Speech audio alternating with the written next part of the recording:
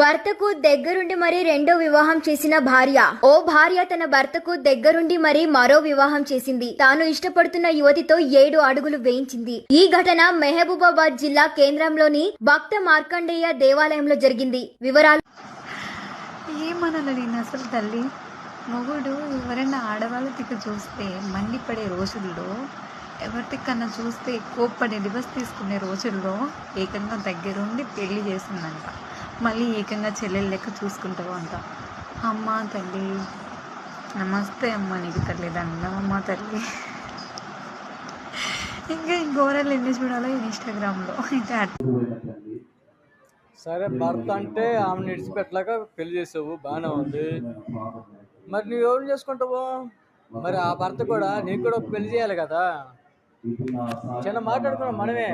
ఆ భర్త కూడా నీకు కూడా చూసి ఒక పెళ్లి చేసి ఒక మంచి ఆపర్ చేసి